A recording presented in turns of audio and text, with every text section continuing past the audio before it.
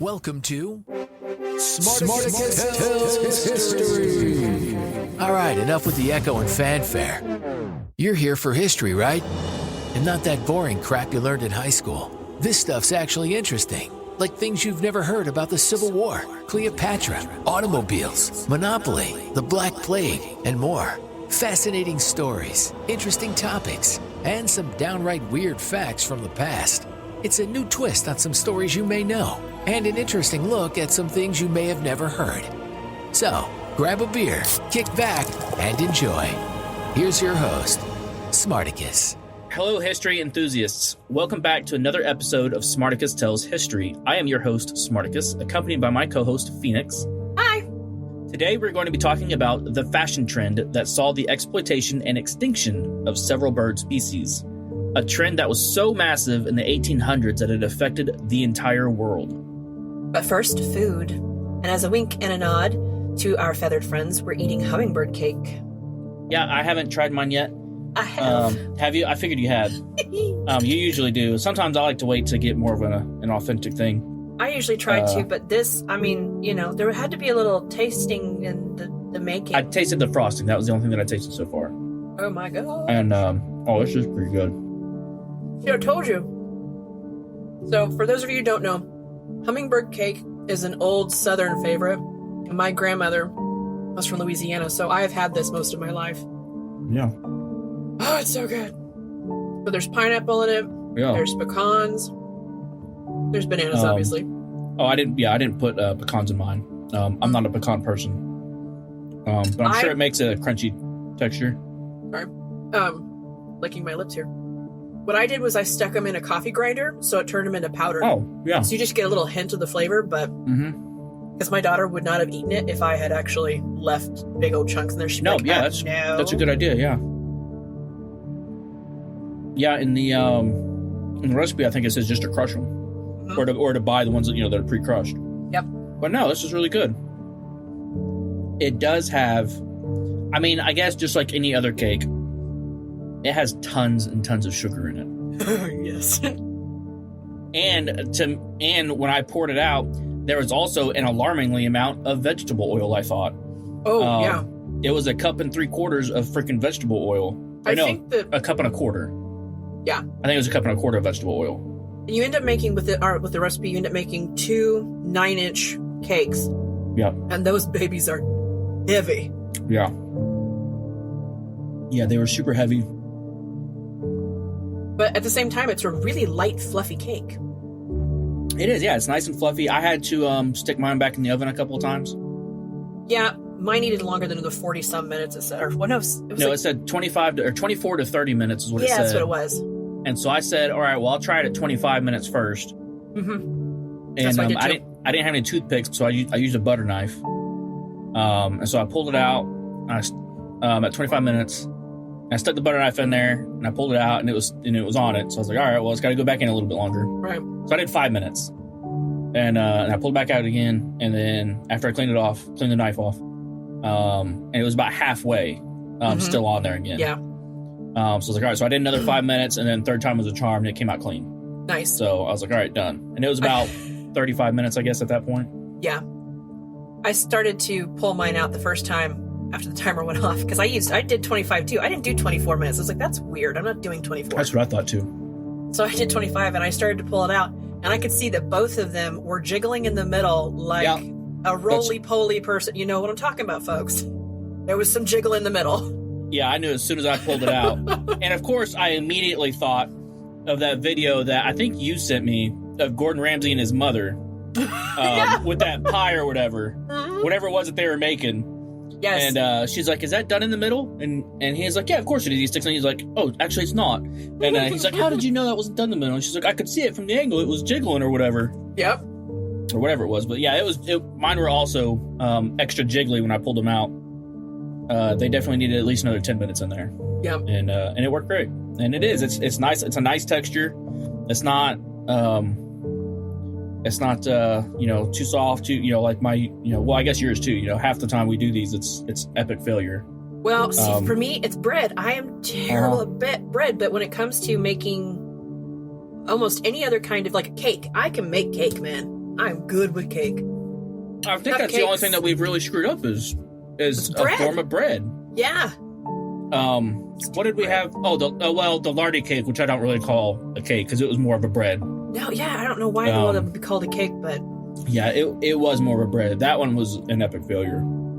And then it was horrendous. The spotted dick that we had came out okay, but it was an issue too, though. Yeah, a little bit, I think. Yeah, mine was so stinking dry. I mean, and like I said, you could have used that thing as a doorstop. It was not going to go anywhere. It was so heavy. Oh my gosh! All right, well, I finished off my piece. Nice. That was actually pretty good. It's just me. I live alone, of course, so and I made a whole cake, a whole 9-inch cake with 2 halves, of course, like it says, and so I'm gonna have lots left over. Yeah, mine will not probably finish the week. It'll have maybe 3 days left, and everyone will have had a piece every single day. Well, I'm a pre-diabetic too, so I probably won't be eating it very much. Yeah, you have to be careful. But yeah, I ran out of confectioner's sugar. I was trying to make the frosting. I thought I had enough. In my head, I still had enough, but I was wrong. So my husband gets our little ninja thing out, and he's like, "I got you." And he gets a bunch of regular sugar and just starts blitzing the snot out of it. And I was like, "Oh, Did yeah, it work? That's how you make confectioner's sugar." Yeah. Is it? Oh, okay. Yeah, I knew it in the back of my head because I learned it from somewhere. I can't remember, but he knew it. He was like, "I got you. Don't worry." I didn't realize. So I went, like I said, I didn't buy the extra stuff until this morning. I didn't realize that powdered sugar came in like a plastic bag. Yeah. I mean, it makes sense. There's some kind that you can get from a box, but I'll tell you what, it's not as good. Really? I don't know how else to say it other than it's just not as good as the stuff you buy in the bag. Well, I left it in the bag, but I'm probably going to end up putting it in like a tote or something. Just because it is powdered, and I know that if that bag tears, like, it's just going to go everywhere. So yeah, I always stuck mine in a container or another baggie. Yeah, I'm going to put it in a container. If you're worried about it getting too moist, what you can do is you can stick a marshmallow in there. Oh yeah, they're airtight containers, so Gotcha. that shouldn't be a problem. Carry on, Smarticus. Okay, I will carry on. Let's see here. Starting in the late 1700s and having a huge boom throughout the 1800s, the fashion industry witnessed a craze for feathers, particularly in Europe and North America. Feathers, once symbols of prestige and luxury, became highly sought-after adornments for clothing, hats, and accessories originally for the elite. This trend eventually trickled its way to those in the lower strata, too. We're not talking about just any feathers. No, the more ornate, the better. Hummingbird feathers with their iridescent shine and color-changing abilities when turned, the lyrebird with its gorgeous tail plumage, egrets with their pretty wispy feathers, and so much more. That's not even touching on the stuffed birds brought into London's harbors. I mean, who doesn't want a bunch of little dead birds bouncing around on the top of your head while you walk? Or a hummingbird head brooch? Yeah, it's kind of weird. If you look at some of the pictures, like the links that I put for our resources, there are pictures of stuff that's survived to now from that time, and they are frightening. Really? Really. I mean, I can't imagine going, oh, you know what I really need to complete this fabulous outfit? I need some little dead bird's head on a brooch right here in between my boobs. Yeah, that's weird. That's alarmingly weird. Right? And why would they think that was even fashionable, I guess? We talk about that a little bit later on. Okay. Before you start thinking it was crazy, it was a crazy European thing, like everything else. It's important to remember that feathers have always been utilized in fashion going back to antiquity as decorative elements symbolizing elegance, wealth, status, and ceremony.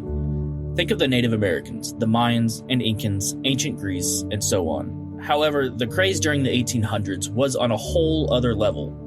The market for feathers during its height was large and in demand that the price for an ounce of plumage could earn a hunter $32. In today's money, that's $1,000 per ounce, making plumes worth twice their weight in gold. In 1902, over 1,600 boxes of heron plumes were sold in just one London auction house, which is brought further into perspective when you realize that 4 herons' worth of feathers were needed to make just one lady's hat. Which brings us to the millinery industry where it all started. The art of hat making experienced a golden age during the 19th century, as we said, because of bird plumage. But it all started thanks largely to the export of objects and people from Brazil to Europe starting back in the 16th century. Birds, their feathers, and the way the local indigenous people dressed in South America heavily influenced color schemes and aesthetic ideas on the European fashion world. Large, elaborate hats adorned with feathers became essential accessories for women of high society.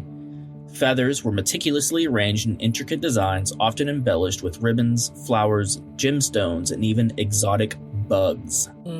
This was called the Brazilian style in Europe. Which brings a whole new meaning to the Brazilian style now. Totally different. If you seriously go look at one of, I can't remember which one it is. Don't look up the Brazilian style. Don't do that. No, not that. The bugs, though. It was a fan, and it had all these gorgeous feathers. Yeah. It was just, it's like a little fan for fanning your stuff when it's too hot at church or whatever. And there are shiny little bug carcasses mixed with the feathers.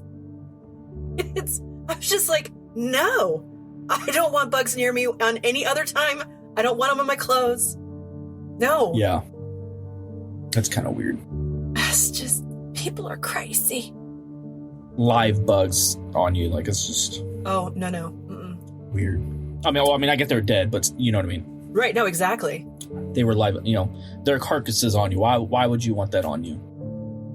I can totally understand, people, wanting jewelry, of the fake ones, the Egyptian scarab, yes, like that's people wear the bracelets or whatever.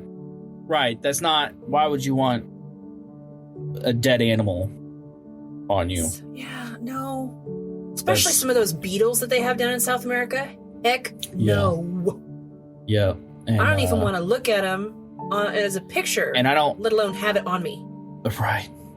And I don't know if maybe, there wasn't any kind of epoxy or anything back then, so I don't know what they would like. No, they had epoxy, but it was caustic stuff. Well, it wasn't what they have now, though, is what I'm right, exactly. So the preservation of those things, I don't know how in the world they've survived to this day, but someone was taking very good care of their stuff. Right. Well, I was more inclined to think about, the smell of them. How did they clean them? How did they... That's a really good question. I didn't even think about looking into that. How did they not smell? I would imagine they would smell. I mean, if you think... I mean, even if you have, June bug season, if you don't go out there and sweep your porch around, it's going to start smelling. Yeah. I mean, ants, even dead leaves smell. Yeah. So, I don't know. I do know that they had lacquers back in the day, though. They had, for paintings and sealing your wood furniture and stuff like that. So maybe they were using something like that, but... Yeah, I don't know. Just encapsulate their little dead carcasses in lacquer and stitch that bad boy on the fan. Of course, the mass production of feathered fashion items had a devastating impact on bird populations worldwide. How could it not, when feathers were being integrated into almost every article of clothing a person wore? It didn't help that hunters employed ruthless methods to meet the demand, often resorting to indiscriminate slaughter and habitat destruction. Entire colonies of nesting birds were decimated, with species such as the snowy egret and the great auk facing imminent extinction due to the overhunting for their plumes. At one point, the demand for lyrebird feathers was so high in Australia that over 400 were killed in one district in a single season just to satisfy the London market. The lyrebird is one of the oldest species there, with fossils dating 15 million years, and they were nearly hunted into extinction. Egrets, herons, bowerbirds, emus, they were all targets in the land down under. According to an article by Malcolm Smith in History Today, Trinidad alone exported 15,000 hummingbirds a week in the 1800s. Nowhere was safe for the poor winged creatures. fashion icons and trendsetters of the 19th century played a significant role in popularizing feathered attire. Empress Eugenie of France and Queen Victoria set the standard for elegance and sophistication, and inadvertently contributed to the exploitation of avian species. However, there was another contributor to the demand, and that was, and still is, a bit more overtly grotesque. The ornithologists working at the Victoria Museum. They were killing thousands of birds a year in the name of scientific discovery while blaming the scarcity and inflated market valuation on frivolous women. One article from them in 1887 stated, "All that can be hoped for is that the freaks of feminine vanity may take some other and less harmful direction." Amidst the rampant destruction of bird populations, there were many voices demanding conservation. One such person, who was nearly forgotten until recently, was Emily Williamson. In 1889, she founded the Society for the Protection of Birds, SPB, in response to the alarming decline of bird species due to the feather trade. The SPB advocated for the ethical treatment of birds and campaigned against the indiscriminate killing for feathers. The British Ornithologists Union, BOU, which had only male members and believed that women could never be on their level, firmly denounced the SPB as some group of sanctimonious women trying to play in men's business. Wow. Right. Regardless of what BOU said, Williamson and her group grew to 5,000 members in just 6 months. That number doubled in 1893. 15,000 letters and 50,000 leaflets were sent out annually, speaking out against the lack of restrictions and care to the various bird populations. In 1892, the usage of bird feathers was still in shops, but not in every one of them. Eventually, they realized they needed to get more male members into the SPB to really start the wheels of change going, and so they reached out to influential men and asked them to become life associates to the group. Many were happy to join. I mean, why not? I mean, it's a good thing. Polite society back in the day, you needed an invitation. So basically, they were all vampires. Yeah. By 1899, there were 20,000 members, and they were catching the eyes and ears of Queen Victoria herself. Mm-hmm. The Queen was very much against animal cruelty and made an order prohibiting the wearing of egret sprays by her military. It was a small victory, but the SPB had still not made much of a dent in the demand for exotic bird plumage. Even after they became the Royal Society for the Protection of Birds in 1904, thanks to a royal charter by Edward VII, they were still spinning their proverbial wheels. Still, there were other voices around the world calling for protection and conservation. An Australian ornithologist named Arthur H. Mattingly was one of many in the land down under who documented the devastating decline of bird populations. Mattingly's meticulous work and photographs prove the decline of bird species in their habitats, revealing the devastating effects of overhunting and habitat destruction driven by the demand for feathers. His work provided crucial scientific evidence to support conservation efforts and raise awareness about the urgent need to protect bird populations from exploitation.